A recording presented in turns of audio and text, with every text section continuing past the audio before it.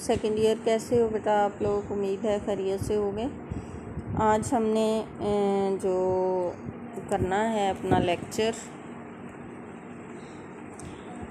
वो है एक्सपोनेंशियल और लॉगरिथमिक फंक्शंस के बारे में कि उनके डेरिवेटिव्स जो हैं वो कैसे कैलकुलेट किए जाएं। एक्सपोनेंशियल फंक्शंस जो होते हैं वो वेरिएबल जो पावर्स में आते हैं, जिसमें वेरिएबल्स जो हैं वो पावर में होते हैं, चाहे वो कांस्टेंट की पावर में हो या वो वेरिएबल की पावर में हो। ऐसे फंक्शंस को हम एक्सपोनेंशियल फंक्शन कहते हैं। जैसे f x equal to a to power x, यहाँ अगर f x equal to x raise to power x हो तो वो भी एक्सपोनेंशियल फंक्शन होगा। F x equal to e to power x हो वो भी एक्सपोनेंशियल फंक्शन होगा। ठीक है, तो ये एक्सपोनेंशियल फंक्शंस जो हैं इनके डेरिवेटिव हम देखेंगे किस तरह से कैलकुलेट किए जाते हैं। तो इसका जो एंडिंग रिज़ल्ट है वो तो ये आपके सामने मौजूद है, d by d x of a x equal to a x l n a, यानी f x equal to a x कहने का मतलब है 2 रेज टू पावर एक्स हो, 3 रेज टू पावर एक्स हो, ई टू पावर एक्स हो। तो हम ये वाला किसी कांस्टेंट की पावर एक वेरिएबल हो तो हम इस रूल को ओबे करेंगे। लेकिन ये आया कैसे, इसका प्रूफ देखें ज़रा। बाय डेफिनेशन हम डेरिवेटिव इसका अगर कैलकुलेट करें तो लेफ़्ट पे y plus del y, right पे x की जगह x plus del x. Del y calculate करेंगे, सेकंड स्टेप y दूसरी तरफ जाके सब्ट्रैक्ट हो जाएगा और फिर हम y की जगह ए एक्स पुट कर देंगे। यूँ हमारे पास डेल y की वैल्यू आ जाती है a to power x plus del x minus a x. इसकी पावर्स को हम सेपरेट कर देंगे, ए एक्स अलग हो जाएगा, ए टू पावर डेल एक्स अलग हो जाएगा। अब ए टू पावर एक्स कॉमन ले लेंगे तो बचेगा ए डेल एक्स माइनस 1। हमारा तीसरा स्टेप होता है divide by del x on both sides. तो del y by del x will be equal to a x a to power del x minus 1 over del x. हमारा last step होता है taking limit del x tends to 0 on both sides. ठीक है, तो इसमें चूँकि del x मौजूद नहीं है इसको हम बाहर ले लेंगे और ये हमारा जो है इतना फंक्शन, इसकी हम लिमिट लेंगे डेल एक्स टेंड्स टू 0। और चैप्टर 1 में हमने प्रूफ किया था ये वाला, limit x tends to 0 a x minus 1 over x equal to l n a. तो यहाँ पे क्या है, a to power del x minus 1 over del x, x की जगह डेल एक्स है, यहाँ भी और यहाँ भी। तो इसका आंसर जो है ये भी हमारे पास एल एन ए आएगा। समझ आ गई बात? ये जो हमारे पास लिमिट है ये चैप्टर 1 में हमारे पास प्रूव्ड है, इसका आंसर आएगा एल एन ए। और यूँ हमारे पास d y by d x will be equal to a x l n a by using this result. इस तरह d by d x of y की जगह वैल्यू पुट कर दो, a to power x, y क्या था हमारा a to power x, d by d x of a x equal to आ गया a x l n a. फ़र्ज़ करें हम कहते हैं 2 raise to power x, d by d x 2 raise to power x will be equal to 2 raise to power x l n 2।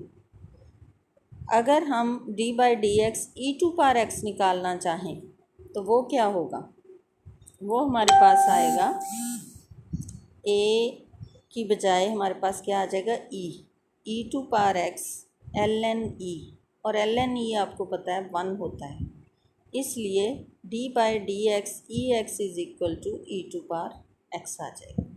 समझ आ गई बात? अब ये नीचे उन्होंने ये वाला रिज़ल्ट दिया है कि अगर हम इसमें एक ही जगह ई पुट कर दें तो d by d x of e x will be equal to e x. ये रूल्स हैं, ये आपने ज़बानी याद कर लेने हैं। ए टू पावर एक्स का डेरिवेटिव क्या होगा, ई टू पावर एक्स का डेरिवेटिव क्या होगा। और एक बात और याद रखें, ई टू पावर एक्स का डेरिवेटिव जब आपने लेना है तो यहाँ साथ पिछले तमाम रूल्स की तरह d by d x of this exponent again लेना है। यहाँ पे इसलिए मौजूद नहीं है कि यहाँ पे इसकी एक्सपोनेंट जो है वो सिर्फ x है, तो d by d x of x is 1, इसलिए यहाँ 1 है। लेकिन अगर फ़र्ज़ करें ये ई टू पावर 2x हो तो फिर हम क्या करेंगे, e to power 2x d by d x of 2x which is 2, तो आंसर आएगा 2 e to power 2x। Again d by, जिस तरह हम कॉज एक्स का डेरिवेटिव लेते हैं, साइन एक्स का लेते हैं, कॉज इन्वर्स एक्स का, साइन इन्वर्स एक्स का, तो फार्मूला लगने के बाद मैंने बार बार बताया है कि d by d x of angle again हर सूरत लेना है। तो यहाँ भी आपने हर सूरत किस चीज़ का डेरिवेटिव अगेन लेना है, एक्सपोनेंट का, जहाँ वेरिएबल मौजूद है। तो यहाँ d/dx ऑफ x मौजूद है, ये समझ लें बात। यहाँ इसलिए नज़र नहीं आ रहा कि इसका आंसर 1 है, इस वजह से नहीं लिखा गया। तो यहाँ पे जो भी पावर आपकी होगी e की पावर, आपने उसका अगेन डेरिवेटिव लेना है, ठीक है। ये दो रिज़ल्ट ये हो गए हमारे पास। तीसरा हमारे पास फंक्शन है y = log base a of x। इसका डेरिवेटिव क्या होगा, log base a of x। Again वही प्रोसेस, सबसे पहला step y + del y x + del x, x की जगह। Second step, calculate the value of del y by subtracting y on right hand side, then substituting the value of y। ये steps आप बार बार कर चुके हैं। लॉग के rules हैं कि लॉग में जो डिवीज़न होती है वो सब्ट्रैक्शन में बदल जाती है, तो सब्ट्रैक्शन जो है वो डिवीज़न में कर सकते हैं हम, ठीक है। यानी log m ओवर n जो होता है वो इक्वल टू होता है log m minus log n। ये log m minus log n है, तो इसको हम लिखेंगे log m ओवर n। अगर मल्टीप्लाई हो प्लस हो रहा है तो मल्टीप्लिकेशन में बदल जाता है, अगर माइनस हो रहा है तो डिवीज़न में बदल जाता है। log बेस a ऐसे ही आ जाएगा, x + del x divided by x, ये del y की वैल्यू है। नेक्स्ट स्टेप है dividing both sides by del x। Divide कर दिया बोथ साइड्स को बाय del x। अब जाहिर है ये del x log base a के अंदर जो चीज़ है ब्रैकेट में ली गई उसके नीचे नहीं जाएगा, ये del x यहीं पे डिवाइड होगा। ये इस पूरे के नीचे तो आ सकता है, ये इस अकेले के नीचे नहीं आएगा। बिल्कुल ऐसे ही जैसे साइन कॉज के साइन थीटा या कॉस थीटा को जब हम डिवाइड करते हैं del x से या del थीटा से, तो वो थीटा के नीचे नहीं आता बल्कि वो साइन थीटा के नीचे आता है। तो यहाँ भी आपने इस बात का ख्याल रखना है। नेक्स्ट हमारा स्टेप होता है taking limit del x tends to 0 on both sides. अब जब हम ये लिमिट लेंगे, लॉग की एक प्रॉपर्टी है कि log m raise to power n हो तो n log m हो जाता है, यानी लॉग की ये प्रॉपर्टी ये पावर को नीचे ले आता है, तो नीचे लाई हुई पावर को ऊपर भी ले जा सकते हैं। यानी अगर n log m लिखा हुआ है तो हम उसको log m raise to power n कर देंगे, और अगर log m raise to power n लिखा हुआ है तो n को नीचे ला के log m लिख सकते हैं। उस प्रॉपर्टी को यूज़ करते हुए हम इस चीज़ को जो इसके साथ मल्टीप्लाई हो रही है log के साथ, इसको हम ऊपर पावर में ले जा सकते हैं। समझ आ गई बात। तो इस प्रॉपर्टी का यूज़ करने से पहले हम थोड़ा सा काम करेंगे कि यहाँ x से मल्टीप्लाई और डिवाइड करेंगे। ऐसा क्यों करेंगे इसकी वजाहत मैं बाद में करती हूँ। यहाँ आपने क्या करना है, x से मल्टीप्लाई भी कर दिया और डिवाइड भी कर दिया, तो 1/x जो है वो आप बाहर रख लीजिएगा और x/del x जो है वो पावर में ले जाएंगे। समझ आ गई। इस x को 1 से मल्टीप्लाई करेंगे, x/del x जो प्रॉपर्टी मैंने अभी अभी बताई है उसका इस्तेमाल करते हुए 1/x को ऊपर नहीं लेके जाएंगे, बल्कि ये जो x इससे मल्टीप्लाई होगा x/del x को हम ऊपर ले जाएंगे और यहाँ 1/x रह जाएगा, और लेफ़्ट हैंड साइड ये जो है हमारे पास dy/dx बन गई। अब नेक्स्ट स्टेप हमारा क्या आएगा, 1/x log base a 1 + del x/x raise to power x/del x। इसके बाद वाला स्टेप हमारा ये आएगा, ये देखें dy/dx इक्वल टू ये 1/x जो है ये हमने एज इट इज़ रख लेना और लिमिट से बाहर ले जाएंगे, क्योंकि लिमिट के अंदर सिर्फ उन फंक्शंस का होना ज़रूरी है जिनमें del x है, क्योंकि लिमिट है del x टेंड्स टू 0। इस x को इससे मल्टीप्लाई किया, ये यहाँ है, और 1/x को बाहर ले गए। अब ये जो चीज़ है by using the property of logarithm, इसको हम ऊपर ले गए। ये हमारे पास जो इतनी चीज़ है इसमें अब del x मौजूद है, बाकी किसी में del x मौजूद नहीं है, तो लिमिट जो है वो हम यहाँ पे शिफ्ट कर देंगे अंदर। 1/x log base a limit del x tends to 0 of this. अगर आप इसको गौर से देखें तो ये 1 + x rays to power 1/x है, जो वैल्यू यहाँ है यहाँ उसका रेसिप्रोकल है। यहाँ चूँकि डेल एक्स बाई एक्स था, इसलिए पावर में एक्स बाय डेल एक्स होना ज़रूरी था, तब ये फार्मूला कंप्लीट होना था। और इसी ज़रूरत के तहत हमने यहाँ एक्स लाने के लिए एक्स से मल्टीप्लाई भी किया और उसको बैलेंस करने के लिए डिवाइड भी किया। अब ये बात समझ में आ गई होगी कि यहाँ हमने x से मल्टीप्लाई और डिवाइड क्यों किया, हमने बिला ज़रूरत नहीं किया। यहाँ हमें नज़र आ रहा था डेल एक्स बाई एक्स है, तो पावर में x बाई डेल एक्स यानी इसका रेसिप्रोकल आएगा तो हमारा फार्मूला कंप्लीट होगा, जिसका आंसर e होता है। हमने पढ़ा हुआ है ना formula, limit x tends to 0 1 plus x raise to power 1 over x is equal to e, chapter 1 में।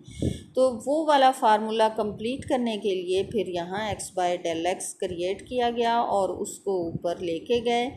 अब यहाँ हमारा ये फार्मूला कंप्लीट है, तो इसकी जगह पे आ जाएगा e, dy by d x will be equal to 1 over x log base a of e। ठीक है, इतना आ गया। अब एक और लॉ की प्रॉपर्टी है यहाँ पे कि इसको जब हम नीचे से ऊपर या ऊपर से नीचे लेके जाते हैं तो ये चीज़ें म्यूचुअली एक दूसरे की प्लेस को चेंज करती हैं, आपस में इनकी इंटरचेंज हो जाती हैं ये। ठीक है, अब ये ऊपर है, इसको नीचे लेके जाएंगे तो यहाँ ई आ जाएगा, यहाँ ए आ जाएगा। ये नीचे है, इसको ऊपर लेके आएंगे तो ई की जगह ए आ जाएगा और ए की जगह ई आ जाएगा। ये भी लॉग की प्रॉपर्टी है कि उसकी बेस और वो नंबर जिसकी आप लॉग ले रहे हैं ये आपस में इंटरचेंज हो जाती हैं जब आप इसका रेसिप्रोकल लेते हैं। तो इसको जब आप नीचे लेके गई, ये बन गया लॉग बेस ई ऑफ ए, और लॉग बेस ई ही एल एन होता है। लॉगरिथम में फ़र्क ही ये है एलओजी लॉग और एल एन में कि जो लॉगरिथम हम विद बेस ई लेते हैं वो एल एन बन जाता है, और ई के अलावा बाकी अगर कोई बेसिस हैं तो उसमें हम एलओजी लॉग ही मेंशन करते हैं। एलओजी लॉग बेस ई की जगह हम एल एन लिख देंगे और ए अपनी जगह मौजूद है, तो d y by d x आ गया 1 over x l n a, या d by d x log base a of x is equal to 1 over x l n a. बहुत ही इम्पॉर्टेंट प्रूफ है ये कि if y equal to log base a of x then d by d x of log base a of x will be equal to 1 over x l n a. अब next हमारा जो ये आ गया derivative इस log का। अगर y equal to l n x है then d y by d x क्या होगा, इसका भी बिल्कुल उसी पैटर्न पे प्रूफ है। y को y प्लस डेल वाई में चेंज कर दिया, x को x प्लस डेल एक्स में, और फिर डेल y की वैल्यू कैलकुलेट की, y इधर जाके माइनस हुआ, उसकी वैल्यू पुट कर दी। लॉग की प्रॉपर्टी जो है एल एन की प्रॉपर्टीज़ भी वही होती हैं जो लॉग की हैं। तो ये सब्ट्रैक्शन थी, ये डिवीजन में बदल गई। अब x ओवर x कर किया तो 1 आ गया plus del x over x आ गया, l n 1 plus del x over x आ गया। अब बोथ साइड्स को डिवाइड किया बाय डेल x, यहाँ इक्वालिटी नहीं आएगी, यहाँ मल्टीप्लिकेशन है। ठीक है, ये मिस्टेक है, इसको करेक्ट कर लें। अब नेक्स्ट हमारा स्टेप है taking limit del x tends to 0 on both sides. Again इस फार्मूला को कंप्लीट करने के लिए हम यहाँ x से मल्टीप्लाई भी करेंगे और डिवाइड भी करेंगे, और यूँ हमारे पास इसका लॉग का रूल यूज़ करते हुए इस चीज़ को हम पावर में शिफ्ट कर देंगे यहाँ पे। तो हमारा ये पूरा प्रोसेस जो है ये बन जाए 1 over x limit del x tends to 0 l n 1 plus del x by x raise to power x by del x. जो वैल्यू यहाँ है उसका रेसिप्रोकल ऊपर है। डेल एक्स टेंड्स टू 0 हम लिमिट अंदर शिफ्ट करेंगे तो हमारे पास ये फार्मूला कंप्लीट हो गया, जिसका आंसर इक्वल टू ई है। तो हमारे पास आ गया 1 over x l n e is equal to 1। समझ आ गई।